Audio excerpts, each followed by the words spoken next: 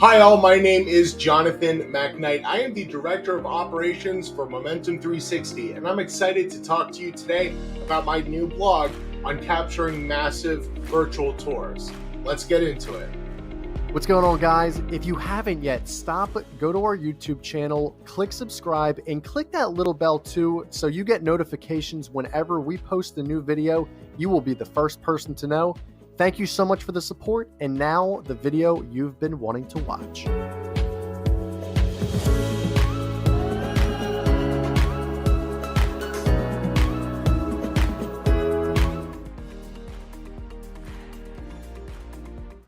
Really, if you're in the virtual tour industry long enough, you're going to walk across the opportunity to quote on a massive job. And really, it can be pretty daunting, but it shouldn't be.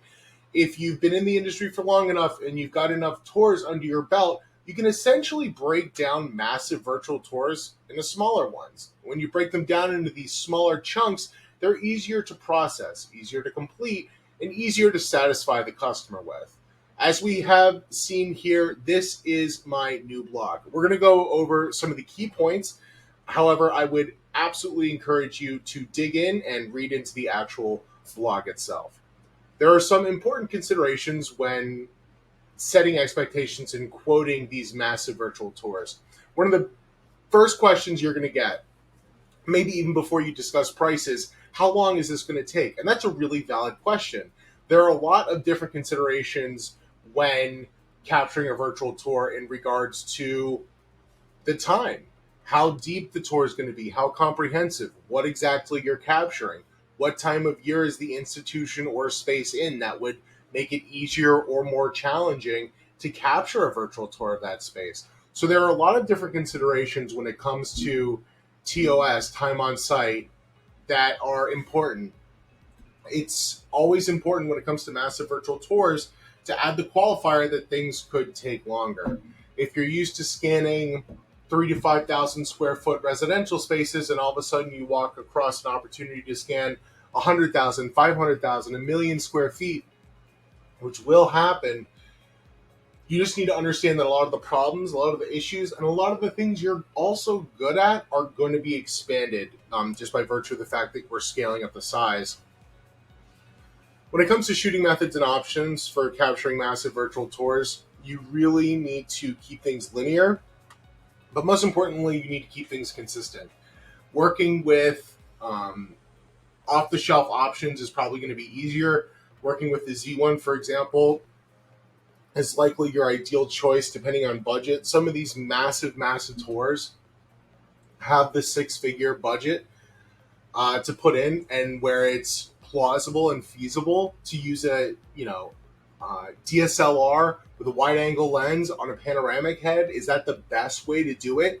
Obviously, of course, okay. But sometimes these massive state colleges, they don't have $175,000 to put into a virtual tour, but they do have 50,000, and so okay, a Z1 works. A DJI drone making aerial panoramic works.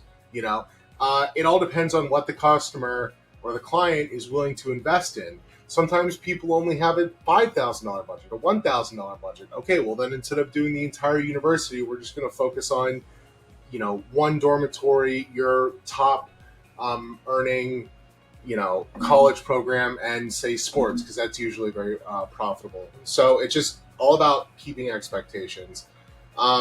Shooting methods, really, when it comes to massive virtual tours, let's take, for example, a university, which is going to have several different buildings. You need to make sure that you are finding efficient ways to connect these spaces on an exterior basis. And one of the best ways to do that is with drone.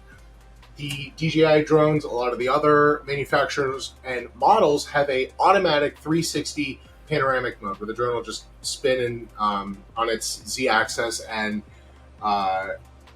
capture data. This is an incredibly powerful upsell. It's definitely something worth looking at, but even if you can't get an upsell for it, you should do it anyway, because two reasons. One, it makes it insanely easier to navigate the tour. Two, it's a good show off to the customer. It's a really good way to leave a nice taste in their mouth at the end of the tour when you say, I also got these few drone panoramics. I know I was going to upcharge you, an extra $5,000 for this feature. I wanted to provide extra value. What do you say about a 5-star review? You can sort of negotiate and go back and forth. And it just makes things easier to get around. And then a sneaky third reason would be that when you go to show this to other clients, it's easier to upsell later on. Massive virtual tour equipment really doesn't need to be insanely expensive. Yeah, you can go out there and you can get $20,000, 360 cameras, but it's not a good option when you have, say, for example, a university or another large space like this, like a mall. You really need to make sure that you're able to operate the camera in a way that is agreeable to the conditions that it was designed to be used in. So, for example, if you're trying to use a Matterport Pro 2 camera in a incredibly crowded with moving people, that's not going to work. You're going to need to go for, and if that's the conditions that the tour has to be shot in, then it's going to have to be still 360 panoramic images. It all depends on what they're able to do. Obviously, when it comes to logistics, you're going to want to shoot this tour. Again, let's just take the university, for example. You're going to want to shoot this tour over the summer where there aren't students on campus, or let's take a mall. You're going to want to shoot this overnight, between 10 and 1 a.m. or whatever, just to make sure you don't have any people in the tour. So it all depends on the right equipment you need. Another thing that's really important when it comes to right equipment is batteries. You're going to need a lot of them, and you're going to need a way to power things up. It's important to have a very accurate idea of how much battery power you have on you, how much you're going to use while you're actively shooting, and what strategies you're going to use to get more power. So, for example, let's say you're doing 1 million square feet and you're doing 360 still panoramic images and not 3D, which would be advised. This is going to be a multi-day tour. You're going to be able to go back to your home, your hotel room, whatever, and recharge your batteries. But you're still going to need to figure out to make sure that you're able to operate through the entire day and you don't have to leave hour 7 when you could have 10 potential hours to work or 8 potential hours to work just because you've run out of battery, which looks very unprofessional. Now, a lot of professional photographers obviously know that. Duh, I'm going to bring enough batteries.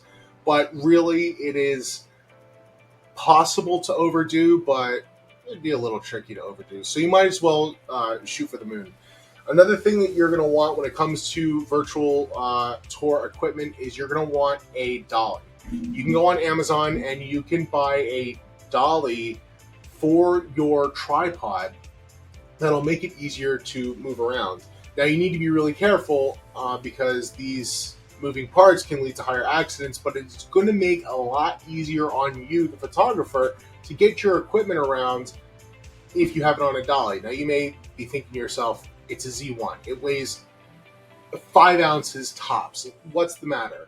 Well, you're going to want consistency in height. You're going to want consistency in a lot of different things. And also, it's so much time that, yes, it may be easy for you to pick up the tripod and move it, pick up the tripod and move it, pick up the tripod and move it over a 5,000 square foot tour. You want to crank that up to 500,000, 1 million square feet. It's going to come off a lot differently. Also, it looks cool. It looks prepared. It looks professional to the client. And that's something that you are going to want to uphold as you go through and do your tour. Another really important piece of massive virtual tour equipment that you're going to want is a body camera. The main reason is because if something happens on the job, something happens to your gear, you have documentation. You are able to get insurance to be a lot more agreeable when you have thorough documentation like this. But the real reason that you're going to want a body camera is because it's going to be easier to then go back and assemble the tour. Yes, obviously, ideally you're going to be shooting in sequence. Ideally you're going to be shooting, and so with that it's going to be very easy to manage and sort of figure out what's next in the tour when you're building it. But if you have a point of contact showing you around, if you happen for whatever reason to shoot something out of order, having a body camera is invaluable, and it is really, really important to go back and to make sure you have that captured. If you're using Matterport, definitely check out matterfix.io. You really are going to want to send your gear over to Mike over there and have him give it a look over. If you are using these high-end proprietary machines and they fail on you, which happens right here, Matterport Pro 2 over my shoulder, then you're going to want to make sure you have backups. So that includes the Ricoh Theta Z1. Buy a second one. If you're shooting a tour that you've quoted for, $75,000, buying another $1,100 Z1 to make sure that you're able to complete everything on time and with zero issues is going to be very important. Virtual tour location preparation, obviously important. If you have a mall, if you have a school, if you have a large outdoor space, you're going to want to make sure that groundskeeping isn't doing any work. You're going to want to make sure that maintenance isn't doing any work. If you have the opportunity to have people work from home that day, you're going to want to go ahead and do that.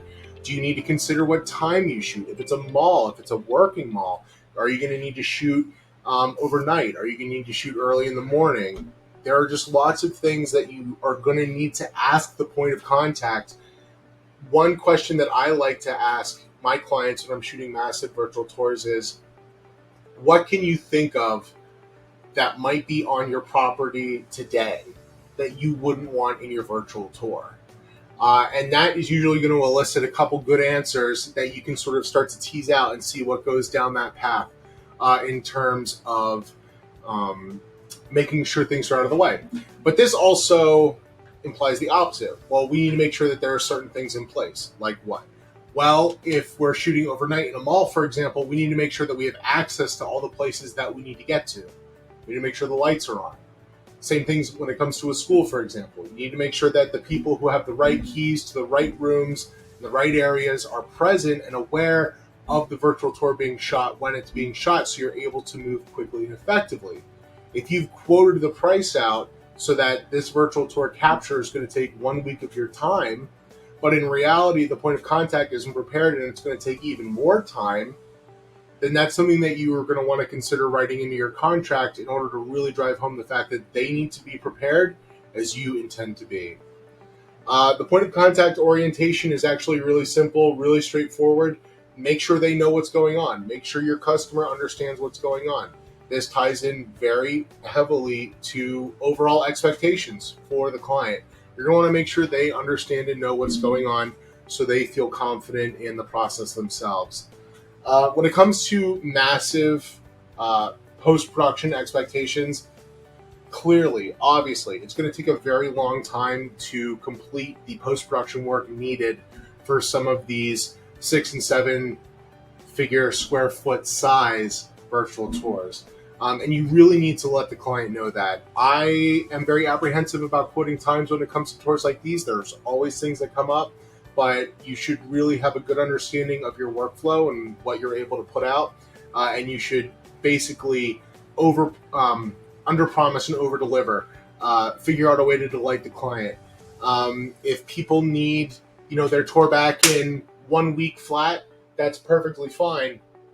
Just make sure you have the infrastructure in place in order to complete that, and also make sure that you are charging accordingly. When it comes to execution, just like any other large, physically demanding enterprise, obviously speak with your doctor to make sure that you are physically capable of undergoing such a venture. If you feel safe in that, make sure you're well rested, make sure you're well hydrated, just sort of regular run-of-the-mill things that you would need to do to get ready for a job. When it comes to file management, you're going to want to bring a laptop with you. Bring something that you're going to be able to go and double back and check to make sure you don't have corrupted files, make sure you can clear space off of your cameras and other devices, and to make sure that you're engaging in proper file management. You're going to want to break things down at the very least by day, but ideally more by building or by floor, or any other way that's going to allow you to be more thorough and effective in your post-production. Ultimately, when it comes to massive virtual tours, there's a few important things to keep in mind, but easily the most important thing that I could press on to anybody who has the opportunity to quote and or shoot a massive virtual tour is to charge what it's worth. This is a massive amount of time that needs to be undertaken by you. If you have a school, for example, say you have a state college, and they want a virtual tour, you can fully expect that this virtual tour is going to help make them an international institution by allowing them to present themselves all over the world by virtue of the benefits of a virtual tour. So you need to go and you need to understand how much they're charging per year. And you can very easily ask your client, okay, well, you're a school, you're looking to increase the enrollment of your students. How many spots could you fill before you said no more for me? And if the answer is, 150 students at $25,000 a year, you need to understand that this virtual tour is going to be with them for more than 1 year. They may turn you and say, oh, no, we're going to want to, renew it in a year.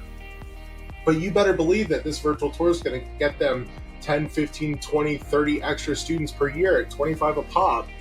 So obviously a lot of that needs to go to the school, but to turn around and charge $3,000, $5,000, $10,000, even like $50,000 for a virtual tour for a university, for example, is too low. $50,000 is a deal, and they better be coming at you with multiple locations. Like you've booked every single state college in Virginia. I don't know, I'm just pulling something out of nowhere.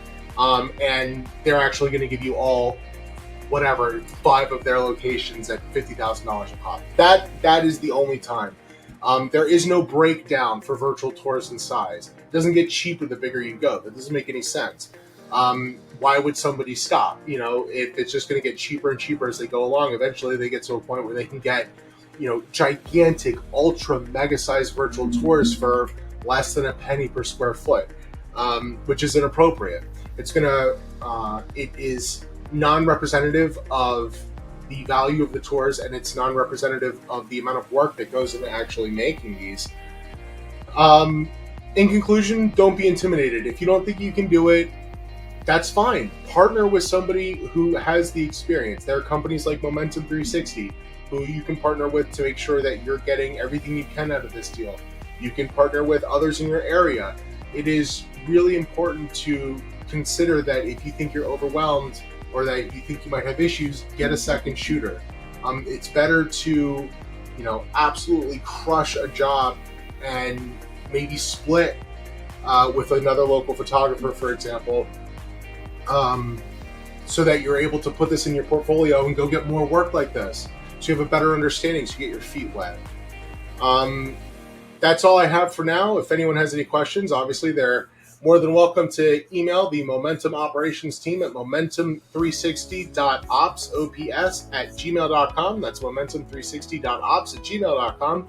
Again, my name is Jonathan McKnight. I am the Director of Operations with Momentum 360. Thank you for stopping by and listening to my blog on capturing massive virtual tours. Thank you for your time and have a lovely day.